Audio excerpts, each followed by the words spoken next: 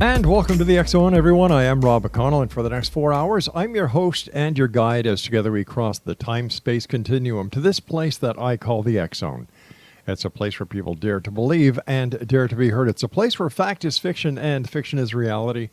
And the X Zone comes to you Monday through Friday from 10 p.m. Eastern until 2 a.m. Eastern right here on the X Zone Broadcast Network, Talkstar Broadcast Network, Simul TV, iTunes, iHeart, and a whole bunch of other platforms, networks, and stations around the world. If you'd like to send me an email, xzone at xzoneradiotv.com, on all social media sites, Xzone Radio TV. And if you would like to find out about the programming we have available for you 24/7, 365 on the Xzone Broadcast Network, visit www.xzbn.net. And on Simul TV, Channel 21, the Xzone TV channel, I'm holding my breath because I know some of you are just scribbling to the next page. Here you go. simultv.com. Exonation, it's always great for me to speak to a fellow Canadian. I would say 95% of all our guests are from the United States and other parts of the world. So when I have the pleasure of talking to a fellow Canadian, I thoroughly enjoy it. And our guest this hour is Paul Busch, and he's in Vancouver, British Columbia. The name of his paranormal group is Cornerstone Supernatural.com. And Paul, welcome to the X Zone. Well, thank you very much. Appreciate you having me. Like I was saying to you before we went on air, it's great having a fellow Canadian here with us. And Paul, tell us a little bit about yourself and how you became involved in trying to make sense of what you and I call normal, and yet so many other people call paranormal or supernatural. Well, I've been involved in the paranormal for a while. It began in Saskatchewan, of all places, and I fell in love with some of the paranormal there and some of the stories I heard and some of the locations. And when I moved out here about 23 years ago, my wife and I was always interested in what was happening in here. There's a lot of historical places here as well. Mm-hmm. We decided to start a group a few years ago and bring in some different members from different other groups and look at what was weird, what was strange, what was paranormal out there. And that made it very interesting because, again, it was a hobby for us, but we wanted to take a look at it, find out what type of stories were out there, what type of historical buildings we could get into, and let's take it from there. How significant is history when it comes to the supernatural or the paranormal? I think it's extremely important for a number of reasons. Historical locations tend to be old. What they are. They're old. Yeah. Exactly. But the other problem or other challenge that they have is they carry a lot of different artifacts or different things that they display. Mm-hmm. They could be given from somebody that passed. They could be given as part of that group, part of that location. And I feel, and so does a lot of the members in our group, that sometimes paranormal or ghost entities, spirits, whatever you want to call them, attach themselves to different pieces of what was important in their life. So if it was a teacup or a wagon wheel or something like that, and it's on display in the museum, then or historical location, then it tends to be that person or that entity likes to be around that place. And so historical locations definitely have a lot of, let's say, paranormal activity, or even if you want to call it things had happened that we can't explain. So can we call it residual history? I think it's a combination of both. I think both residual in the fact that they're attached to objects, but also it could be transient, where spirits are passing through and walls don't hold people or hold spirits or entities. So it could be their pathway or their way that they went many, many years ago, and it just happens there's a building there now, and they're just passing through. Where was your first investigation for your group? Oh, wow, that's a good one. I think one of the first investigations for our group that really brought us all together, let's Right. put it that way, was the Stanley Theatre in Vancouver here.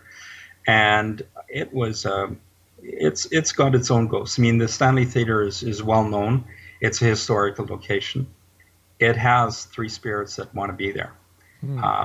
Two are a little bit on the comical side, and one tends to be there to watch and see that the shows that are being produced there are active and having fun. So they are definitely there. They are definitely let us know that they're there. Doors slamming, figures. We used an SLS camera, which is a structured light camera, and it caught what we call it a stick figure. And it's some of the more recent equipment that we've used. And it was quite amazing to see that and have it interact with the investigators while we were there. Do you ever get, are you ever afraid when you're doing an investigation? Do you ever get that feeling that you're being watched, you're being touched? How do you feel when you can? How was it during the first investigation of the Stanley Theatre when all this activity was happening? For us and for me personally, you're so involved in listening and in trying to catch things on camera or video or going live by having a headset on and typing it into a digital recorder that you don't really have time to be afraid. You're so busy concentrating and making sure that you're hearing or seeing things or asking questions for somebody that's not there. A lot of questions we get is what do you do?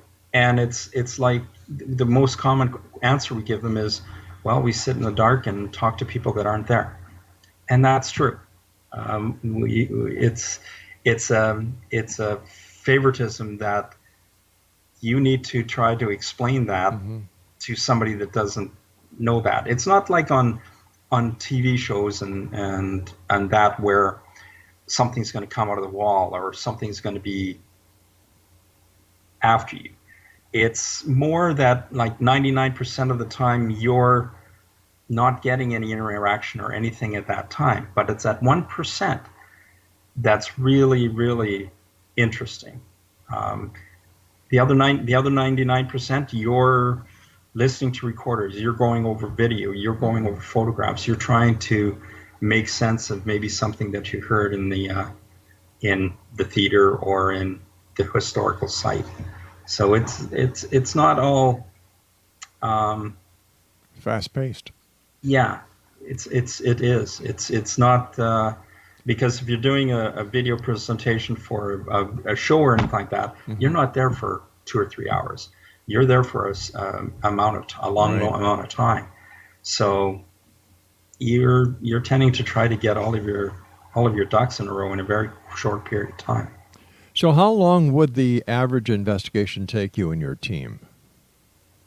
It all depends on the location, but I would say we average anywhere from 2 to 3 hours. Wow. And that's including setup of equipment. We don't want to spend, customers or clients or whatever you want to call them, you don't want to spend a lot of time wasting their time. Exactly. Because you're setting up equipment, you're trying to get right to the moment. And then you don't want to go over your time allocated because they might have something else to do. So you want to be fair. You want to be, you're gracious to them for them allowing us to come into their place to look for paranormal activity. Paul, stand by. You and I have to take our first break. At X-Zone Nation, if you'd like more information about our guest this hour, Paul Busch, visit his website, cornerstonesupernatural.com. And Paul and I will be back on the other side of this commercial break as we continue here in the X-Zone from our broadcast center and studios in Hamilton, Ontario, Canada. Don't forget the X-Chronicles newspaper for May-June 2019 is available with our compliments online at www.xztv.com. xchroniclesnewspaper.com. You can go, read it online, download it, send it to your friends, get the word out there. 92 full pages, color, with some of the most leading stories in the world of the paranormal and the science of parapsychology today. This is the X Zone. I am Rob McConnell. Whatever you do, don't go away.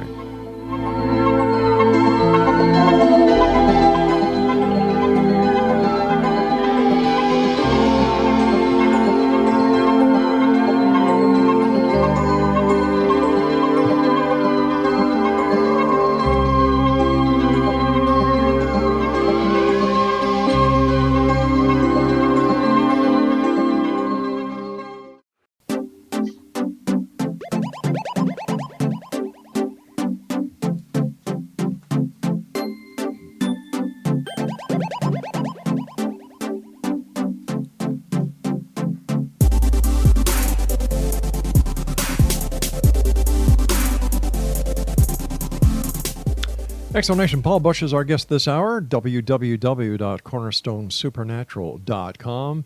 Paul and his team are based in Vancouver, British Columbia, on the west coast of Canada. Paul, why do you think that these spirits hang around? Why don't they go to the light? Why don't they go to heaven or wherever other spirits go? What attracts them to stay in one location, like the three spirits at the Stanley Theatre? I think that, it's sort of like if you, give you another example, in Vancouver, if you ever get down to the Irish Heather, it's a great bar in downtown Vancouver. Hey, wait a sec, Paul. Any bar that has the word Irish in it has to be a great bar. Yes, and it's a great little spot. But if that was your place, like you just said, commented that it would be it's a great place. Yeah. So if you had that as part of your day-to-day or your weekend, and you had a lot of fun being there, why wouldn't you be there? Well, let's say I was married and I used to go to the pub just to be with my friends. Why wouldn't I, and if I had a happy marriage and if everything was happily ever after, why wouldn't I want to be wherever my wife was? Or, this brings up a very interesting point. Are most ghosts single? I've never asked that question. We usually ask male, female, you know, and try to find out if we get some sort of answer that way. That's a difficult question. I mean, there's no rhyme or reason to paranormal investigation. There's no it's got to be set in stone that, you know, at 9:15 on a certain night something's going to happen. It's whether it's attached to an individual, and that happens. I mean, if you've had somebody pass in your family that you're very close to, and suddenly you get the feeling of somebody, like you said, watching you, or that you have a feeling of that individual being around, or the smells or anything like that, it's a possibility of that. There's no real reason for it to be set on certain types of places or locations or individuals. It could be all of them. Well, what do we know about ghosts, spirits, with all the investigations that are going on at any given time? You know, there's thousands of groups in the United States, thousands of groups in Canada, as well as all throughout the world. What have we learned in the last 10 years when it comes to what a ghost is or what a spirit is? I think that's still to be decided. Everybody's got their own opinion about what a ghost is. Right. Everybody's got a different reason for being in it, in being in a group or being in a paranormal investigation. I think it's up to you to decide if that's important for you or not. I don't think that there's any set standard for people or groups to say, you know, this is the reason why we have these events or we have these situations happening. I don't think that that's really all part of it. I think it's up to the individuals. It's just like going into an investigation. If you've had a bad day and you've got a group of 6 people going into an investigation, or let's reverse that. Say you're going into a meeting. Mm-hmm. One person has had a really bad day. You go into that meeting takes forever. Yeah. If you go in with everybody's had a great day, everybody's got some positive attitude, Mm-hmm. you go into that meeting, wow, it really wasn't a meeting. It was a great time. We went on, boss was great, yada, yada. It is exactly the same of going into an investigation. If you're positive, if you're feeling good about it, then, and your group is good about it, you're going to have some good experiences. If you have some negativity in that, or you've had somebody that's had that bad day as part of your investigation team, you're not going to get as much activity or communication as you would want. I think that's true. Then let me ask you this, Paul. What is the ultimate goal of investigating the supernatural? What are people hoping to find? Because, when you do an investigation, you're looking for evidence to either, I know when I was a cop, to either arrest or clear. What is the purpose of a paranormal investigation then? We get called into places, and or we get referred to places for paranormal investigations to find out what is there. I see. Another example is there's the Water Street Cafe in downtown. It has, and I can talk about these locations because they've given me permission to do so. But that place has had stories about a body being dragged across the roof and other activity. We did an investigation there, and we found absolutely nothing. We found some high K2 activity, EMF activity behind a bar, but that was because there was a compressor behind there. So whenever an individual was in the bar serving drinks and he felt somebody was watching him, well, the reason he was because he was sensitive to the compressor that was behind him. We go in trying to figure out why there's been paranormal activity. Now, whether that's paranormal activity that we cannot explain or paranormal activity that we can explain. Could be wiring, could be an old house with wiring going through, and we were at another location. It happened to be a museum called the Haney House, and one area on the floor was just really active, set off our meters, set off everything that we had. We found out later that it was old wiring leading to a lamp that was in the dining room on that particular hallway. So it was something that we could explain, but anybody walking down that hallway would feel very weird, will feel lightheaded if they were sensitive to that type of activity. So if we can go in and help a group or a location settle some fears or settle some aggression or feelings that they're being watched, we can do that. There's the other two people use that for find out paranormal activity about my place because I want to use that in my advertising, and that happens. They want to talk about it. They want to say, "Hey, look, Paul was in here and Cornerstone Supernatural was in here, and they did their thing, and geez, they got these EVPs, or they got this picture, or they got some SLS happening," and they want that so that they can give that to their customers who are also, hey, is this place haunted? Yeah, it becomes part of the paratourism industry. Exactly. Yeah, and that's big. It certainly is. It's a multi-billion-dollar industry that the government just hasn't figured out how to tax yet. True. Yeah. True. And we go into locations and we don't charge for it, so we do it just for the thrill of it, but also to see what's out there. Plus, you do it to help those people who are really concerned and who have either fears or questions. And sometimes we cannot explain that. We might be going into a place. It could be a residential, and that person is experiencing some really profound feelings and hearing things and sensing things, and we go in there and we do our thing, and we can't find anything that would promote that. Right. And that's hard to tell somebody that, look, we did a paranormal investigation and we couldn't find anything there. And you can come back and do it again. People pay for having their houses cleansed or other things. I mean, it's all part of I think a question that we can't answer, and that's unfortunate because I personally I like to go in and keep it clean. Sure. But there's times that you just go, there's nothing here, or there is something here, and how to explain that to an individual that's deathly afraid of what's happening to them.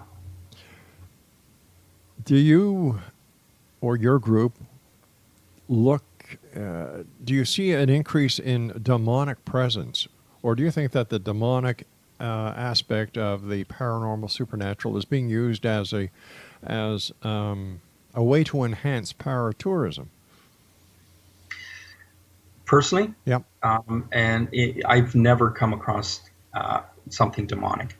I have come across negative spirits, where it's feeling dark. Like we were in a church, believe it or not, and there was two spirits there. A little girl that would run across the roof and have all sorts of fun, and yes, we caught the footsteps running across the roof. And yet, in the other end, in the very far furnace area, it was very dark, a dark feeling. And you'd go in there and it felt heavy.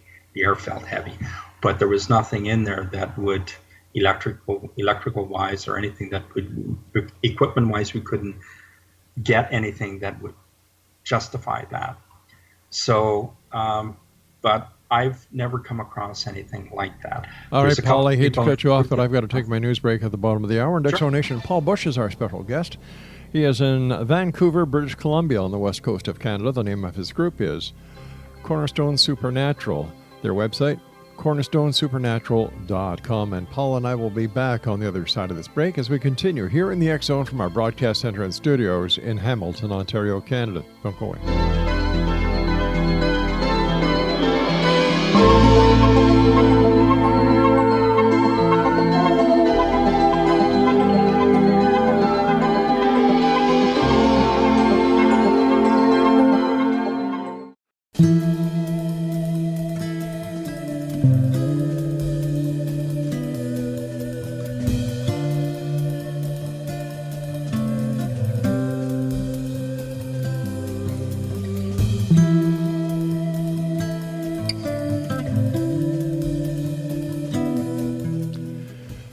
Paul Busch is our guest this hour here in the X Zone. His website is www.cornerstonesupernatural.com. And Paul and his group are in beautiful British Columbia, the city of Vancouver.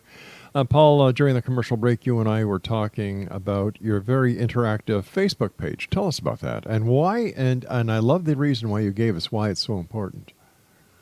Well, it's Cornerstone Supernatural group on Facebook. And one of the things that you find is people are and it's a closed group, and there's a reason for that. A lot of people are afraid to tell their stories. And however, linked from wherever across the world, literally. And so we wanted to have our Facebook page as a safe zone, something that people could tell their stories about what they're experiencing. Maybe it was pictures, maybe it's something their grandmother told them, and get some interaction with the other members of the Facebook group.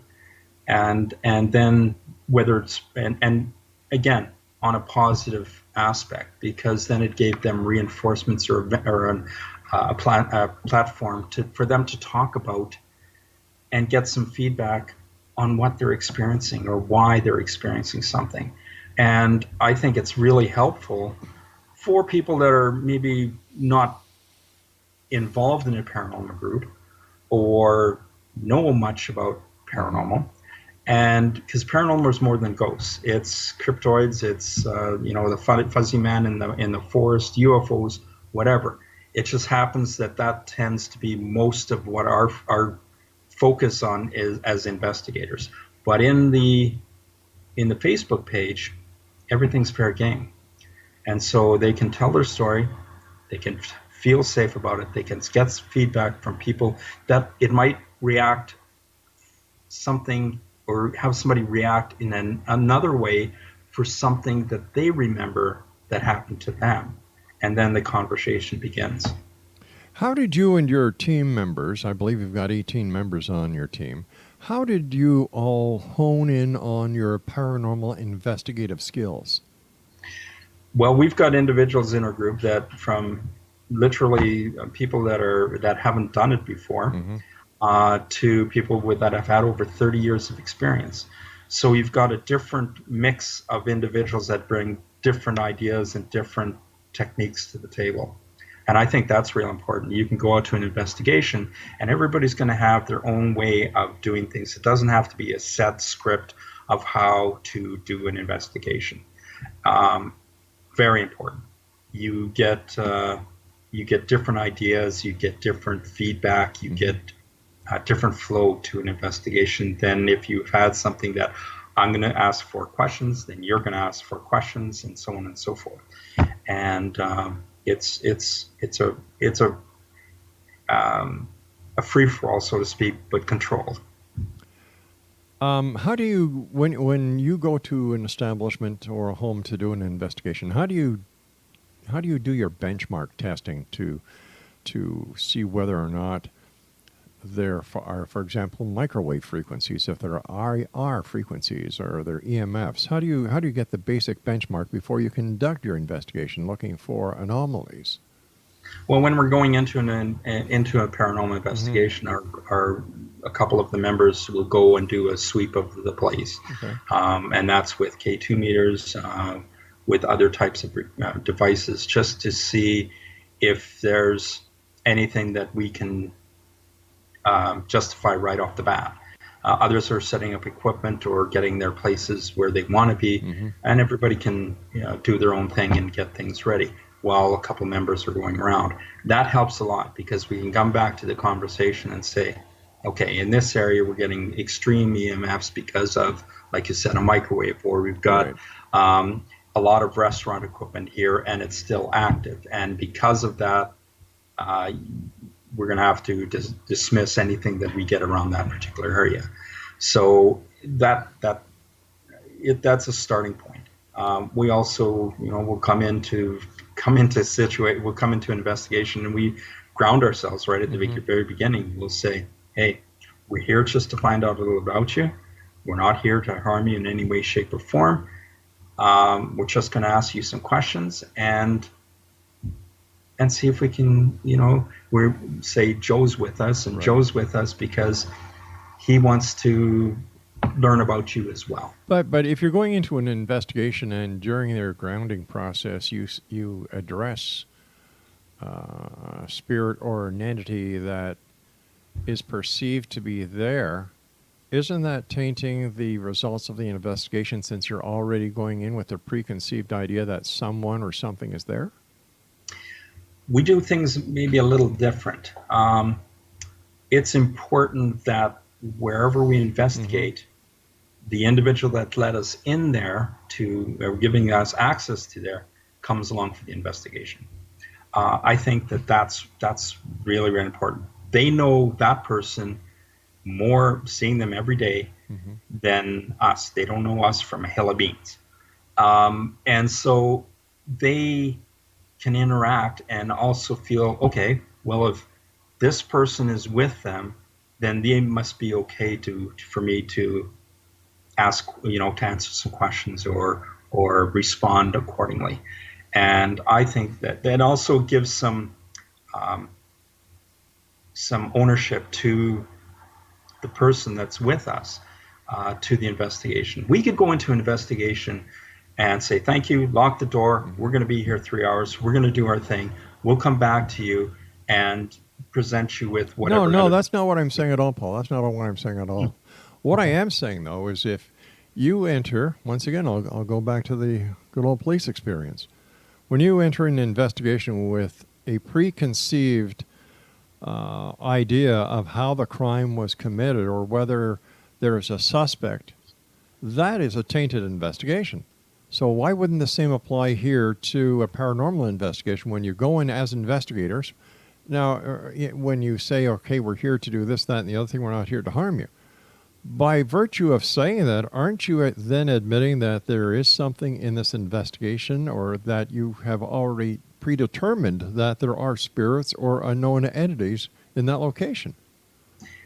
That's a good point. I think that if you can work with the spirits that are there or not, you still got to have some sort of baselines in order to work things through. Okay. You can't just, like I said, you've got the two individuals sweeping the room to find out if there's anything that we have to watch for that are normal, and then you throw that aside, but you still have to work with what's in that room. But you don't know what's in this room, so how can you work with something you have not established that is there? But you have to assume that something in that you have to. Then that's not an investigation. Then that's not an investigation, because you can never assume anything during an investigation. An investigation's results are based on fact and evidence. Here's the policeman coming out at you. If the individual that let you in there has said that he's having these experiences, right, then that's already set the baseline for you to go in and find out, okay, what are these experiences that you're having? Is it something that can be explained, or is it something that's paranormal that we have to do our research in order to get to the bottom of? Maybe it's a squirrel in the attic. Right. Right? Does a person's religious beliefs have anything to do with how an investigation is concluded? No.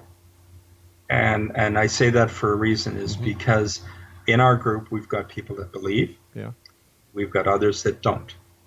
So you don't go in there with the thing that there's an almighty that's taking over everything. You have a conversation then as to whether you believe or not. It always brings out the question. It always brings out, is there something that we can focus on to put this in a common ground? We can't just assume that it's not there. So basically what you do is you leave any religious connotations or religious beliefs at the door. Yes. Gotcha. Yeah, you have to. I mean, I personally, I'm an assisting minister. And so for me, I've got lots of different things that I can think about going in, but I don't bring that with me. We've got other individuals that are extremes, like that have that psychic or that medium experience. Others that believe in something other than a higher figure. So no, it's got to be. You got to have a little bit of everything. All right, Paul, stand by. You and I have to get ready for our final break. And Exonation, if you'd like to contact our guest this hour, Paul Busch, in Vancouver, BC. Maybe you've got a place that's haunted, or you know of a place in BC that is haunted, and these people are looking for help. They're looking for answers. They're looking for someone to give them a hand. Get a hold of Paul and his group. Their website is www.cornerstonesupernatural.com. That's www.cornerstonesupernatural.com. And Paul and I will return on the other side of this break as we wrap up this hour here in the X Zone from our broadcast center and studios in Hamilton, Ontario, Canada. Don't forget, the X Chronicles newspaper, May-June 2019, is available online at xchroniclesnewspaper.com. And to find out about all the radio programming we have for you 24/7, 365 on the X Zone Broadcast Network, visit www.xzbn.net. And for the X Zone TV channel, visit simultv.com. I'm Rob McConnell. We'll be back as we wrap up this hour here in the X Zone from our broadcast center and studios in Hamilton, Ontario, Canada. Don't go away now.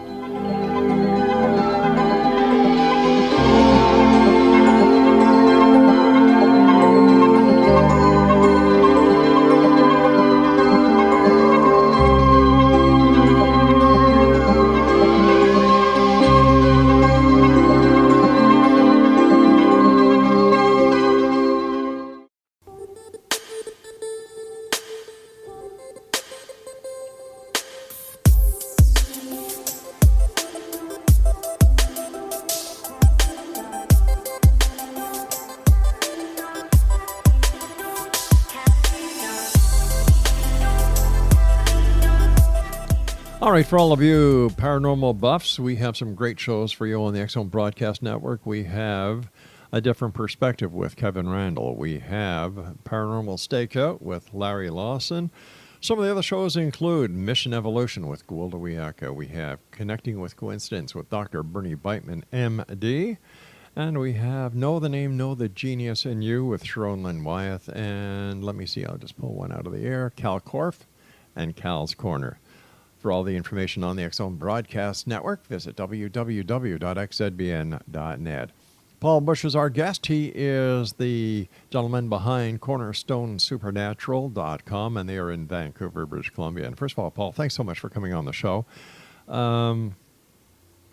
Is it harder today to be a paranormal investigator with all the different TV shows that are making the circuit these days, or do you find these shows to be an asset or a hindrance? That's a good question. I'm going to attack that from two ends. Okay. I think that it creates a lot of interest in the paranormal.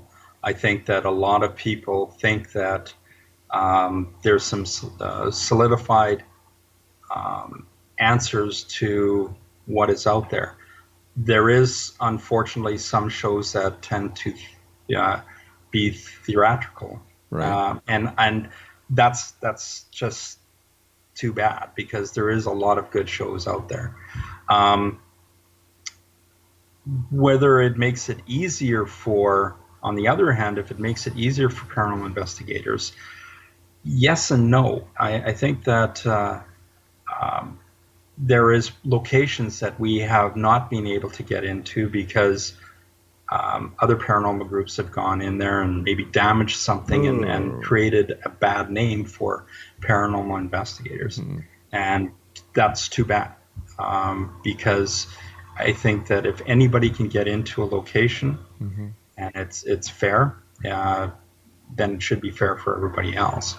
Because every group has a different perspective on how they do things. So let me ask you, that brings up an interesting point. What makes your group, and I'm talking about Cornerstone Supernatural, what makes you and your group different from others that are out there?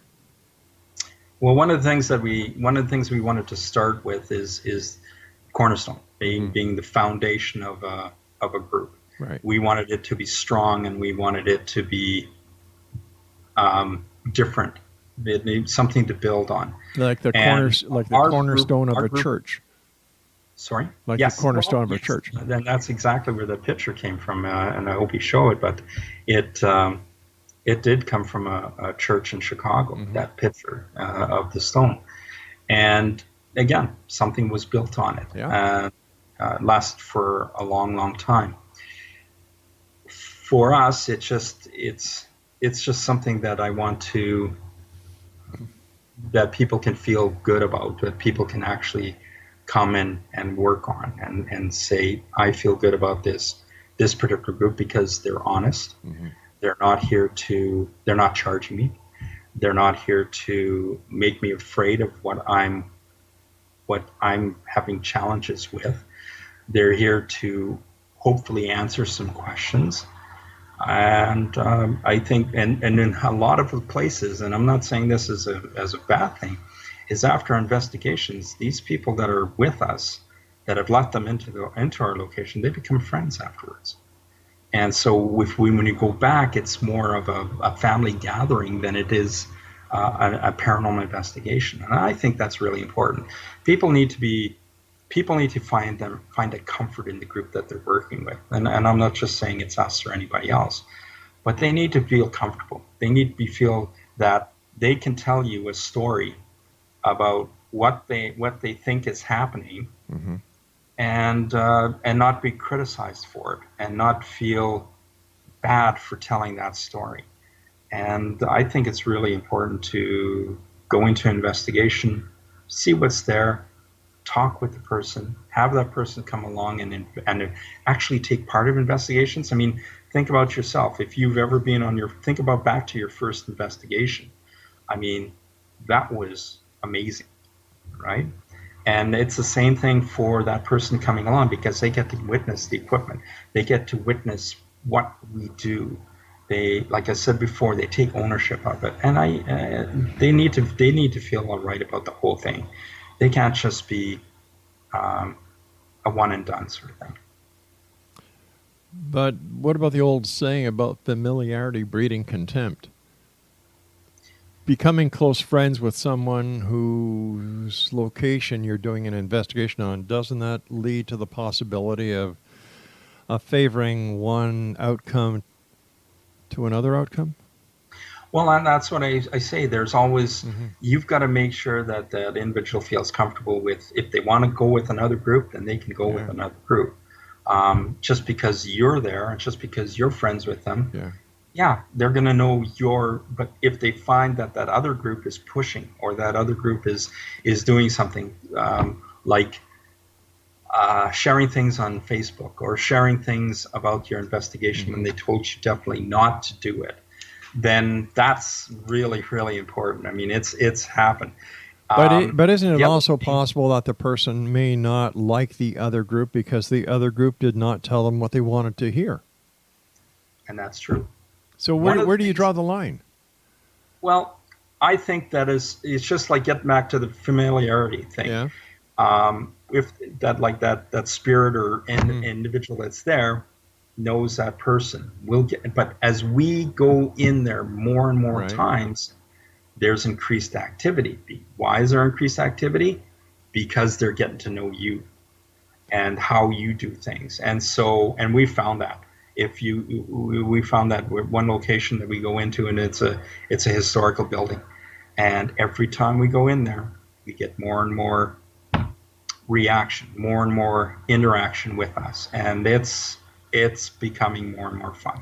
But what about the latest psychological findings and psychological research that is starting to show that the majority of any paranormal activity is being created by the agent or the person who reports the paranormal activity, and is increased by members of any paranormal team that comes in, because they go in with an expectation and they are in fact creating something like PSI. Yeah, that's true.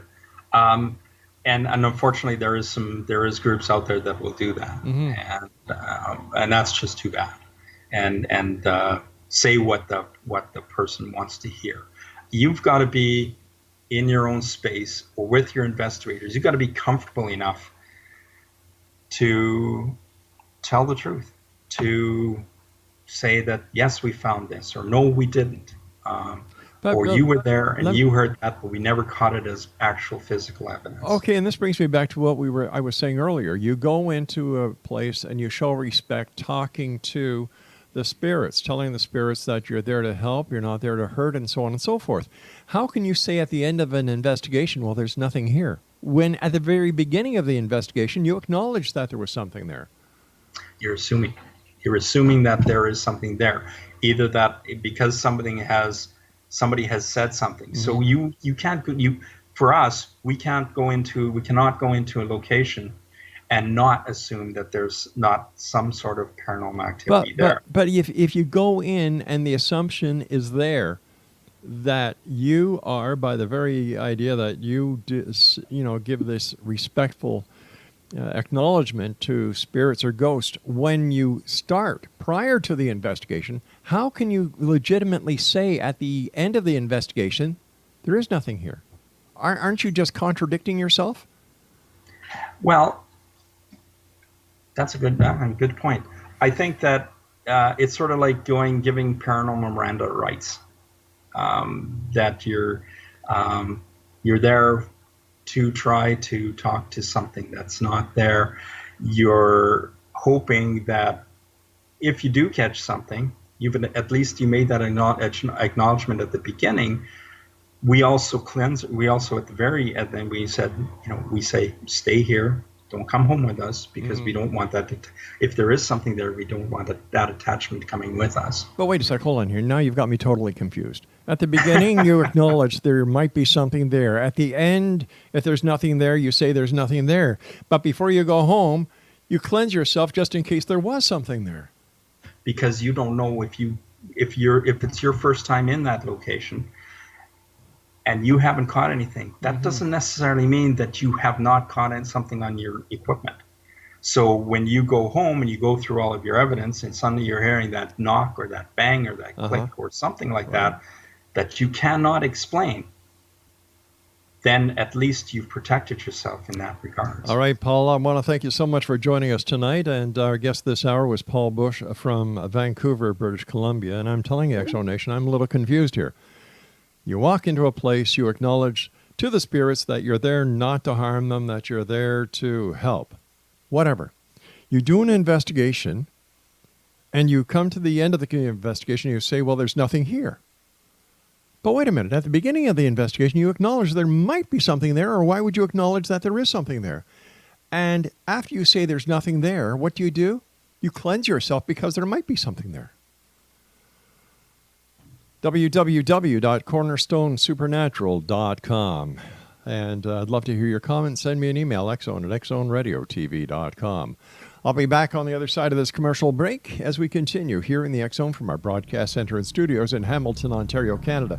Don't forget, www.xzbn.net is our website for all the X-Zone Broadcast Network shows and for the X-Zone TV channel on SimulTV, www.simultv.com. I'm Rob McConnell. I'll be back. Don't go away.